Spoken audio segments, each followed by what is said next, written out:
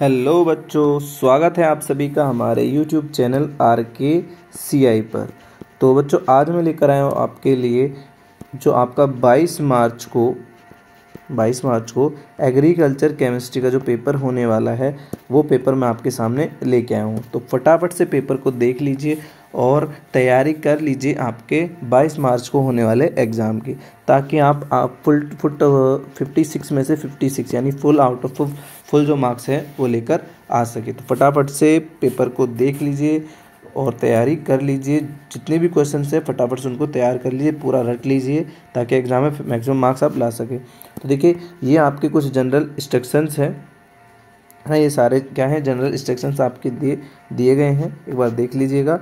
और उसके बाद देखिए, ये आपका सबसे पहला क्वेश्चन आपके सामने है जिसमें MCQs रहने वाले हैं। और पहला देखिए यहाँ पर क्या है क्वेश्चन। पहला क्वेश्चन आपके सामने ये रहा, चट्टानों को उत्पत्ति और संरचना के आधार पर कितने वर्गों में बांटा गया है। On the basis of origin and structure the rocks are classified. तो कितने में बांटा गया है, 3 में बांटा गया है, ठीक है। फिर देखिए यहाँ पर आयरन ऑक्साइड दिया हुआ है और ऑक्सीजन, तो यहाँ पर ये फेरिक ऑक्साइड बना है। समीकरण इंगित हो रहा है, मतलब समीकरण किस टाइप की है, बीइंग इंडिकेट द इक्वेशन किस तरह की है। अपचयन है, जलयोजन है, ऑक्सीकरण है या जल अपघटन। तो ऑक्सीजन ऐड हो रही है तो ये ऑक्सीकरण अभिक्रिया कैसी है, यहाँ पर ऑक्सीकरण अभिक्रिया है। ऑक्सीजन क्या हो रही है, यहाँ पर ऐड हो रही है, याद रखिएगा, ठीक है भाई। फिर बात करते हैं यहाँ पर एक सेकेंड, ठीक है, यहाँ पर ऑक्सीकरण हो रहा है क्योंकि ऑक्सीजन ऐड हो रही है, ठीक है। मृदा में जीवांश पदार्थ मिलाने से पोषक तत्वों की मात्रा पर क्या प्रभाव पड़ता है ना, क्या प्रभाव पड़ता है भाई। मृदा में जीवांश यानी the effect of amount nutrient in soil by application of organic matter. तो यहाँ पर इसकी वृद्धि होती है, क्या होती है, पोषक तत्वों की मात्रा पर उसमें वृद्धि होती है। फिर देखिए, वह प्रक्रम जिसमें अमीनो यौगिकों का परिवर्तन अमोनिया में होना कहलाता है। The process by which ammonia compound converted in amino compound converted in ammonia is called. तो इसको क्या कहते हैं, यहाँ पर इसको हम कहते हैं अमोनीकरण। क्या कहते हैं भाई, अमोनीकरण कहते हैं। फिर देखिए, केओलिनाइट की धनायन विनिमय क्षमता कितनी होती है। कैटायन एक्सचेंज कैपेसिटी ऑफ ये है केओलिनाइट, ठीक है। तो इसकी कितनी होती है, 3 से 15 होती है। कितनी होती है, 3 से 15। मृदा कोलाइड के प्रकार कितने होते हैं ना, टाइप ऑफ सॉइल कोलाइड। तो कितने होते हैं भाई, मृदा कोलाइड के जो प्रकार हैं वो 2 प्रकार के होते हैं, ठीक है। फिर बात करें, मोंट मेरिलोनाइट की धनायन विनिमय क्षमता का औसत मान कितना होता है। तो ये औसत मान 80 होता है। कितना होता है, 80। फिर देखिए, जौ की फसल को बोने के लिए मृदा की जो उपयुक्त pH है कितनी होती है। The soil has suitable pH value for cultivation of barley crop. तो इसके लिए कितनी pH होती है, यहाँ पर 6 to 7.5 होती है, ठीक है।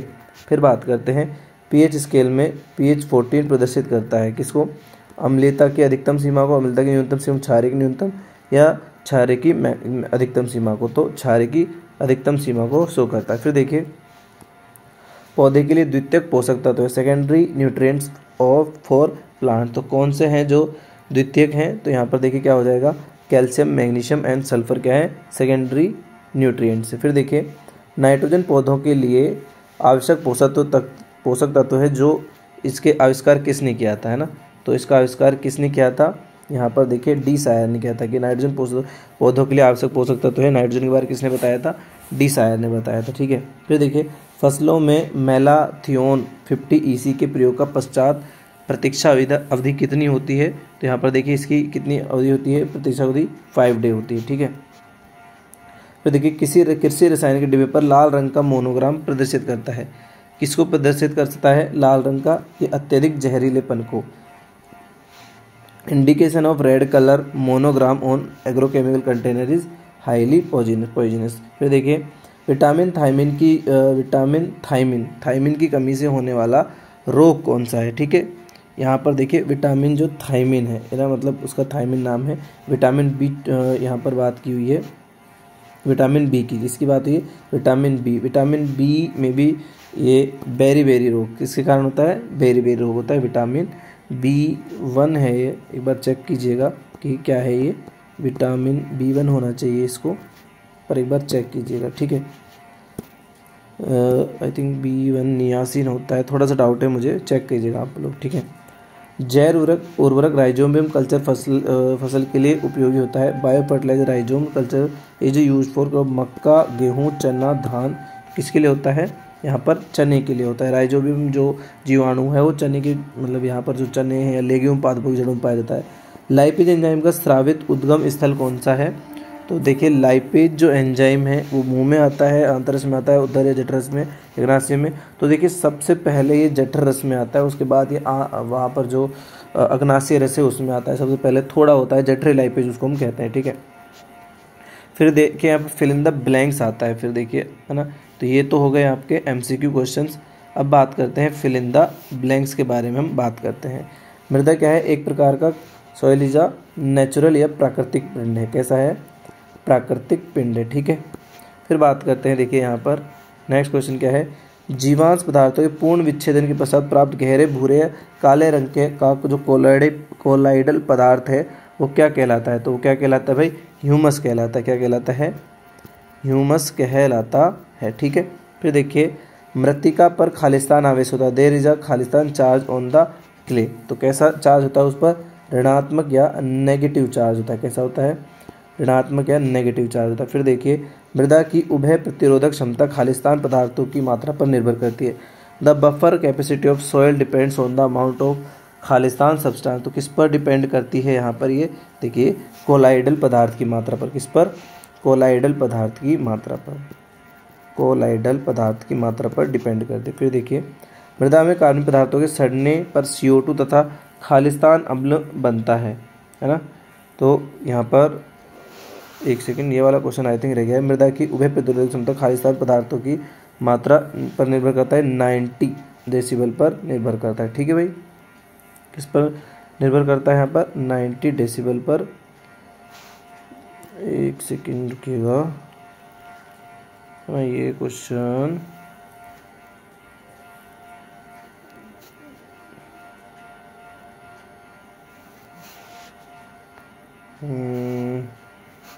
ठीक है ना।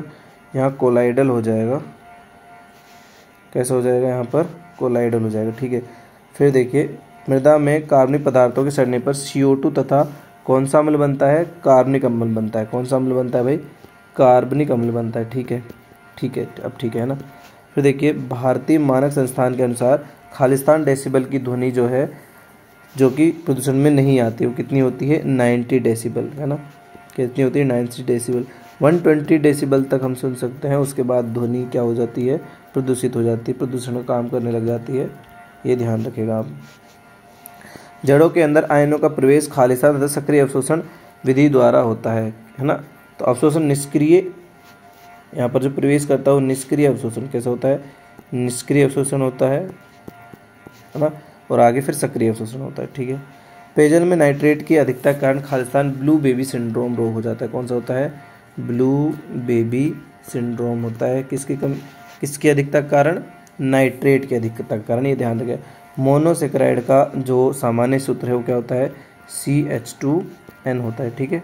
क्या होता है? CH2O, ठीक है, CH2ON होता है ना। यहाँ पर क्या होता है? कार्बन, हाइड्रोजन और ऑक्सीजन का अनुपात 1:1 होता है, ठीक है।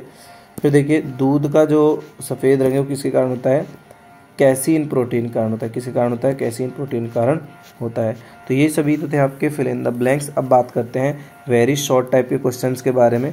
मृदा के आदर्श आयतन संगठन में खनिज पदार्थों की प्रतिशत कितनी होती है? कितनी प्रतिशत होती है भाई? यहाँ पर 45% होती है। कितनी होती है? 45% होती है। फिर देखिए केओलिनाइट का जो संरचना सूत्र है वो क्या होता है? देखिए कितना होता है? Al4 Si4 O10 OH का होल 8, ठीक है। ये होता है केओलिनाइट का संरचना सूत्र। फिर देखिए मृदा में कार्बनिक पदार्थ की वृद्धि से धनायन विनिमय क्षमता पर क्या प्रभाव पड़ता है ना। मृदा में कार्बनिक पदार्थ की वृद्धि से धनायन क्षमता पर क्या प्रभाव पड़ता है? धनायन क्षमता बढ़ जाती है। क्या होती है? बढ़ती है, ठीक है। फिर देखिए पौधों पर मृदा अम्लता का कोई एक प्रत्यक्ष प्रभाव बताइए, है ना। पौधों पर मृदा अम्लता का कोई एक प्रत्यक्ष प्रभाव क्या बताना है? कि यहाँ पर जो जो झिल्ली होती है पादपों की, जो झिल्ली है, कोशिका भित्ति है पादपों की जो झिल्ली है, उसमें क्या होता है, धनायनों की पारगम्यता पर प्रभाव पड़ता है। किस पर पड़ता है? धनायनों की पारगम्यता पर प्रभाव पड़ता है। ठीक है, ये देख लीजिएगा, एक बार जरूर देख के जाना है क्वेश्चन, है ना। इसका आंसर मतलब एक बार कंफर्म कर लीजिएगा, क्वेश्चन तो आपको देखना ही। पौधों में फास्फोरस का कोई एक कार्य आपको बताना है। मैंने कहा था एटीपी निर्माण। ठीक है, एटीपी निर्माण में और डीएनए के निर्माण में भी सहायक होता है। वायु प्रदूषण रोकने का कोई एक आपको क्या बताना है, एक उपाय लिखिए, है ना।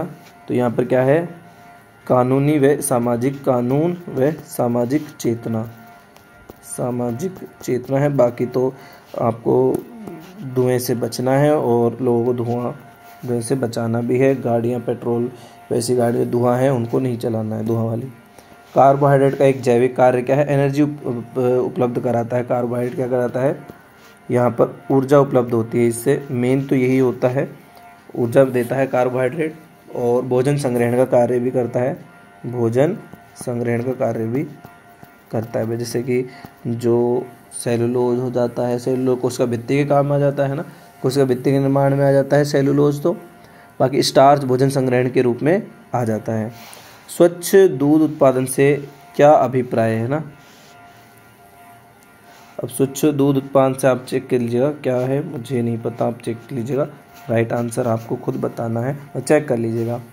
फिर देखिए, ये आपका लघुत्तरात्मक प्रश्न है ना, और आपको ये क्वेश्चंस हैं। मृदा परिच्छेदिका का नामांकित चित्र बनाना है, ह्यूमस का संगठन बताना है, कार्बनिक एवं अकार्बनिक मृदा कोलाइड में कोई 3 अंतर लिखने हैं, धनायन विनिमय क्षमता का पोषक तत्वों की प्रत्यास्थता पर क्या प्रभाव है वो देखना है, मृदा पीएच को प्रभावित करने वाले 3 कारक लिखने हैं, लवणीय मृदा बनने के कोई 3 कारण लिखिए, पौधों में पोटेशियम की कमी की कोई 3 लक्षण लिखिए, मृदा प्रदूषण के 3 हानिकारक प्रभाव को समझाइए, मृदा प्रदूषण के 3 स्रोतों का वर्णन कीजिए, रासायनिक परिरक्षक क्या है, एक्सप्लेन केमिकल प्रिजर्वेट्स, जैविक खाद का मृदा के भौतिक गुणों पर पड़ने वाले कोई 3 प्रभाव लिखिए, स्वच्छ दूध उत्पादन में ध्यान रखे जाने वाले कोई 3 बिंदुओं का संक्षेप में वर्णन कीजिए। ठीक है, फिर खंड से है, दीर्घ उत्तरीय प्रश्न आपको बताने हैं, यानी कि लॉन्ग टाइम क्या क्वेश्चन है इसमें। लवणीय प्रभावित मृदाओं के वर्गीकरण को समझाइए, मृदा क्षारकता एवं लवणता का मृदा एवं पौधों पर क्या प्रभाव पड़ता है ये कर लीजिएगा। या फिर न्यूक्लिक अम्लों के प्रकार एवं रासायनिक संगठन को बताना है, आरएनए और डीएनए 2 प्रकार के होते हैं, रासायनिक संगठन बताना है। या फिर आप इन्हीं 2 खाद्य रंगों के नाम लिखिए जिनकी उपयोगिता को समझाइए। दूध में पाए जाने वाले 3 मुख्य अवयवों का वर्णन कीजिए, अथवा दूध के संगठन को प्रभावित करने वाले 3 कारकों का वर्णन कीजिए। फिर देखिए खंड द है, जिसमें आपके निबंधात्मक क्वेश्चन है, सिंगल सुपर फास्फेट उर्वरक का संगठन कोई 2 गुण मृदा में अभिक्रिया तथा फसलों पर पड़ने वाले किन्हीं 2 प्रभावों का वर्णन कीजिए, अथवा अमोनियम सल्फेट उर्वरक का संगठन कोई 2 गुण मृदा में अभिक्रिया तथा फसलों पर पड़ने वाले किन्हीं 2 प्रभावों का वर्णन कीजिए। गोबर की खाद बनाने की विधि, कंपोस्ट की खाद बनाने की नाडेप विधि का वर्णन करिए। तो ये था पेपर, एक बार फटाफट से पेपर को देख लीजिएगा, सभी क्वेश्चन से तैयार कर लीजिएगा ताकि आप एग्जाम में मैक्सिमम मार्क्स ला सके। तो मिलते हैं नेक्स्ट वीडियो में, है ना। तब तक के लिए धन्यवाद वीडियो में अंत तक बने रहने के लिए। तो मिलते हैं नेक्स्ट वीडियो में, ठीक है।